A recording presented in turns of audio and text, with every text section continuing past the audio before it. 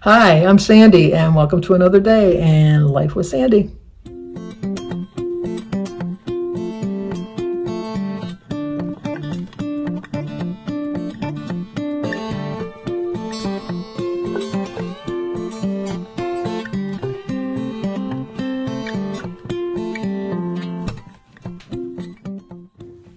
Well, good morning from a different angle. I got my Maine shirt on that Bee over at Bee's Adventures gave me because I'm a little warm because today is family dinner.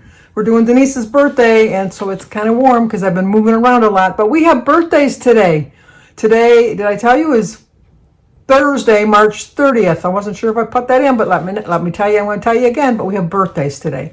Today is Barbara Kingman's birthday, so Barbara, happy birthday to you. Happy birthday to you. Happy birthday, dear Barbara. Happy birthday to you.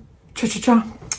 It's also Karen Owen's birthday, so Karen, happy birthday to you. Happy birthday to you. Happy birthday, dear Karen. Happy birthday to you. Cha-cha-cha. Paula Ramey, R-A-M-E-Y. Paula, it's your birthday. Happy birthday to you. Happy birthday to you. Happy birthday, dear Paula. Happy birthday to you. Cha-cha-cha. It's also Sydney, who is Tracy Russell's granddaughter. So, Sydney, it's your birthday. Happy birthday to you. Happy birthday to you. Happy birthday, dear Sydney. Happy birthday to you. Cha-cha-cha. Well, I hope all four of you have a great birthday. My best friend growing up, her name was Sydney, but she spelled hers S-Y-D-N-E-Y, and you spell yours S-I-D-N-E-Y. I had two best friends growing up. Best friends was Sydney and Sue. Still friends with Sue. Sydney and I have just recently reconnected, not last summer, but 2021, we connected.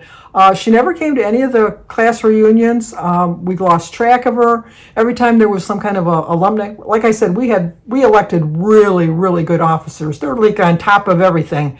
They were like party people. Denise said that her class was just party people, and so they never did anything. She never had any kind of reunion. Nothing, like a 5, a 10, a 25, none of them. But we've had them all. We have a picnic every year, and we had a 5, a 10, a 20, a 25, a 40, and a 50th reunion. That, like we paid money for like a restaurant or a hall to have dinner and get together, and then everybody brought all of their memorabilia from when we were growing up. It was such a good time. It really was. But those are my two best friends that I hung around with a lot. But after Sydney had the worst, it was like she disappeared after graduation, and I wasn't until we reconnected in 2021, because even Sue didn't know where she was. Neither one of us could figure out where she went. When we graduated, I don't know the exact date, but we graduated in June of '68. And after the graduation ceremony, Cindy went home and got in the car, and they moved up north. She had no clue that they were moving. She didn't say goodbye to anybody at the graduation. It was like a surprise from her family once she moved. And she just, I don't know why she didn't call us or anything, because she had our phone numbers and that. I think she was just so pissed. And then she met somebody, and they got married, and he was in the service, and then they traveled around the world. And somehow somebody found her in 2021, and so she came to the reunion. So I communicate with her on Facebook, but she still lives up north. She lives like 5-6 hours away from me, way out of my comfort zone. But we were going to get together this past fall. Sue and I were going to drive up there and look at the fall colors, but it just didn't work out. We couldn't jive our schedules together. So hopefully not hopefully, I think we will. We'll see her at the picnic in in August. In June, we're planning on going out west again, hopefully to Mount Rushmore. Lynn's going to look into some Airbnbs for us to find, and so we're hoping to go like the first or second week of June. We want to go before all the kids are out of school, so it'll be a little less crowded. I know a lot of kids get out in May, but I think the majority of kids get out in the beginning of June. So I'm really looking forward to that. All the more reason I want to be really tender with my foot, because the reason we didn't go last year is because of my foot, and I don't want that to happen again. But like I said, everybody's coming tonight for dinner. We're going to have spaghetti, which is not a cheap meal. You would think spaghetti would be a cheap meal, but by the time I buy the meatballs, because I don't make my own, and the sausages, and then the meat for the sauce, and then buy the makings for the sauce because I don't make my own sauce, and then the garlic bread and the salad that we have with it, and then obviously the birthday cake and a gallon of ice cream. Not a gallon. Those were the days, my friends. Remember when you could get a gallon of ice cream? Now it's, I think, 1.2 quarts, but they charge you for a gallon of ice cream for the price. But when I worked at Pola's Fruit Market, he used to have a special every week, and the ice cream would be 10 cents cheaper. Just one particular brand that was, like whatever brand it was, and it was always like a brand. It's not like chocolate, vanilla, or strawberry. It would be some off the wall like blueberry, raspberry, swirl, or something like that, and it would be 10 cents less. And you know what? That stuff sold like you would not believe. Like a dime was a lot of money back then. But no, I think it was like $5 for a quart of ice cream. I would never pay $5 for a quart of ice cream back in the day when it was at Baskin Robbins, and I really liked that ice cream. But I can only imagine how much a quart of ice cream is now. Does anybody know? I'm just kind of curious. I probably could look it up online, but I'm not going to go get any. But that's got to be ridiculous, the price of that. And then yesterday, I made the cake last night. I made cake and brownies because we always have cake and brownies. I'm not having any because I gave it up for Lent. But I was testing the cake. I don't have a cake tester. I use a fork. And so I went to put the fork in to see if it would come out clean, and hit my hand at the side of the oven and burnt my hand, and then like instinct let go of the fork. And you know the little tiny little slats on the side where the flames, you can see the flames? Because I have a gas stove. I don't know if you can see them in electric. I've never cooked with an electric. I don't like electric. But anyway, what are the odds? What are the odds? The fork fell down the little slot. Completely fell down the slot. Not down the bottom of the oven. No, it had to fall down the slot. So the oven was too hot. So Jim took it apart this morning, and there it was laying on top of one of the flame burners. Only me. So while he had it all torn apart, I thought, this would be easier to clean. So I'm cleaning my oven too. I was not in my plan today, but I thought, well, I'm going to clean it. I have a self-cleaning oven. You still gotta clean it. I don't care what they say. I mean, it's somewhat better than like in the olden days when it was like you had to really get down on your hands and knees and scrub and everything. But I got it in the sink, got the oven cleaner on it. Just got to soak with the oven cleaner for an hour and a half. It said not to put it in a hot oven, so I guess I'm going to be able to do it in the sink. We'll find out. Anyway. Seeing the name Paula Ramy, you reminded me of somebody. Jim and I bowled in a league, and the team that we really liked, that we always went out to afterwards. We always went to the bar and then went out to breakfast. Was Paula and her husband John, and Lenny and his wife Cindy. John and Lenny were like cheaters, not in bowling, in life.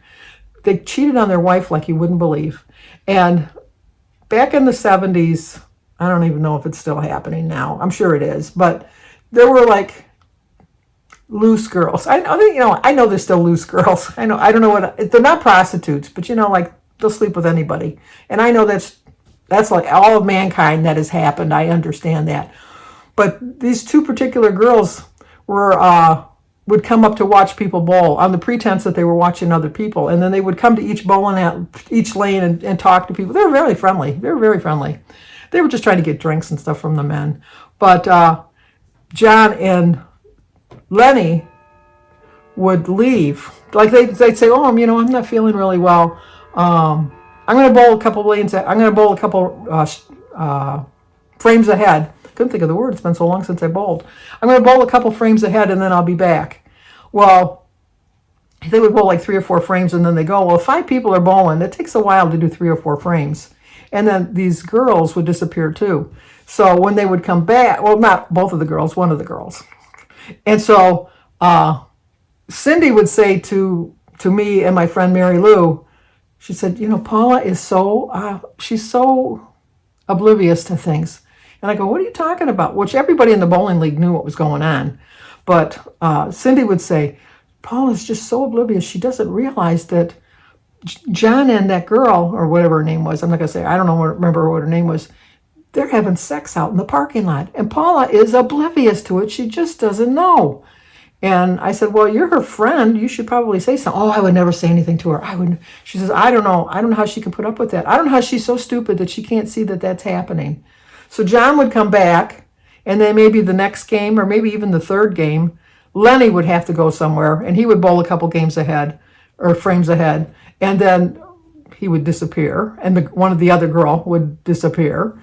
And then Paula would say, Cindy is so oblivious. Does she not realize that Lenny's cheating on her? He's having sex with that girl, and she just does not see it. And I'm just like, I want to say something so bad, but I'm thinking, this is for the two of you to figure out. And when it was just so, everybody in the league knew what was going on, and I'm quite sure that Cindy and Paula had to have known what was going on, and they just didn't want to admit it, or they just wanted to hold on to their man so bad, or something. I don't know. But every week when we would go bowling, we were like laying odds on what frame was John going to be disappearing, whether he was bowling with us or like on another lane. We could always look over at the thing and say, oh yeah, John's bowled ahead. We know where John is. But anyway, not that you would do that, Paula. I know that. It's just kind of reminded me of that story. But the life I've led. We had one guy that he had Parkinson's, and he shook like so bad. But he was a pretty good bowler, not a really really good bowler, but a pretty good bowler. But he would if his ball would, because he didn't throw the ball really hard sometimes, and if his ball didn't make it all the way down and got stuck in the gutter, he would start walking down the gutters to get to the ball, and we always thought, he's gonna fall, because they're not steady on their feet anyhow. And he would never let anybody else go get the ball. He never fell, but he was the nicest man. And then we stopped bowling, and he was just somebody that was extra that the league, because we had 5 in a team, we had 2 couples, and we didn't have a 5th bowler. And so the league had supplied him as for our 5th bowler, and it worked out. The fit worked out perfectly. He was a really good fit for our team. But we stopped bowling, and we lost contact with him. Now 10 years later, I'm a manager at Montgomery Ward's, and one of the people that I work with was graduating from high school that worked for me, but was graduating from high school, and she invited me to her graduation party.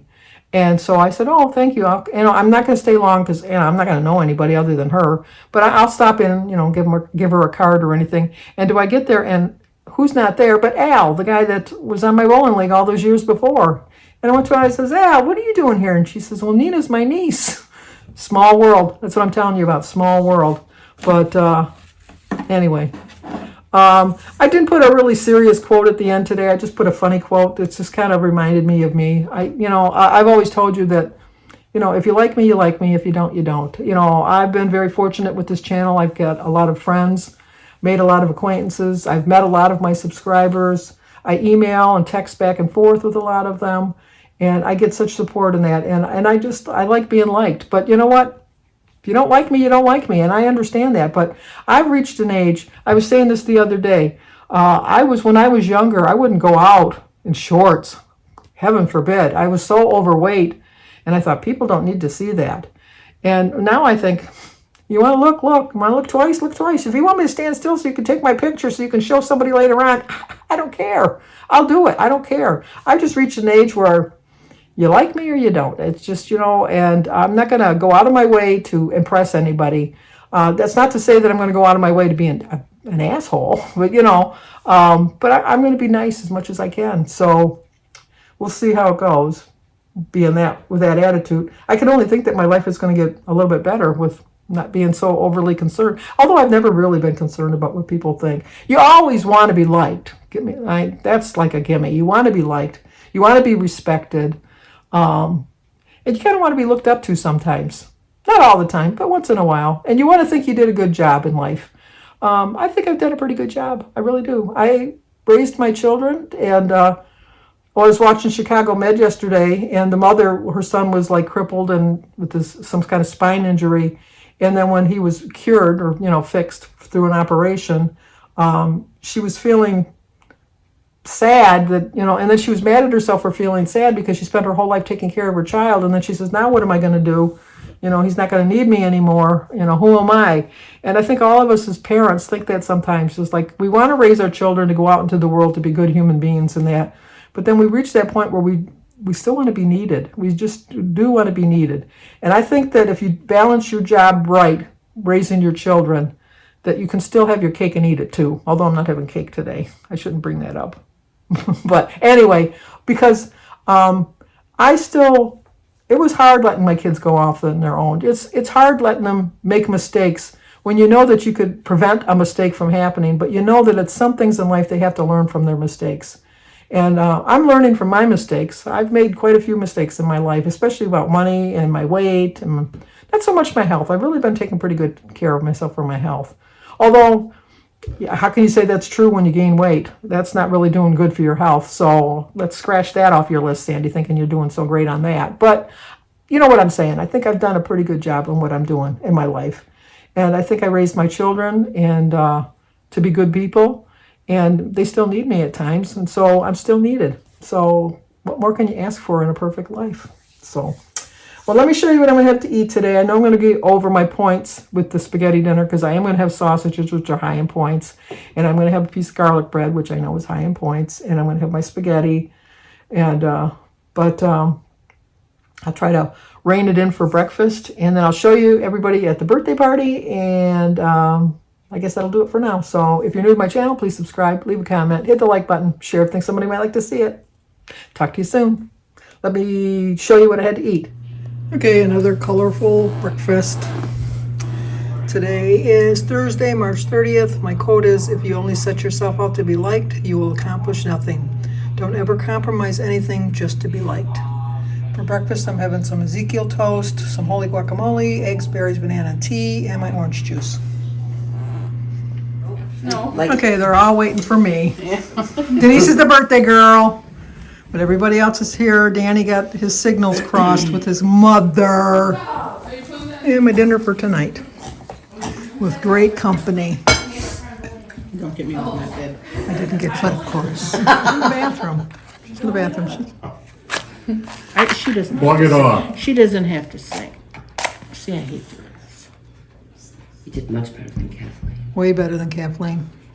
You gotta get the light, Gary. Yeah, Hey, Dad. Gary, get the light. Get the light, Gary. Get the light, Gary. Get the kite. And there's part of our group. All right. Happy birthday to you. Cha-cha-cha. Happy birthday to you. Cha-cha-cha. Happy birthday, dear Denise. Cha-cha-cha. Happy birthday to you. Cha-cha-cha. There's the rest. Parties are going on. They didn't even want to come into the room. Look at them just sitting over there. Thinking they're not going to be in film.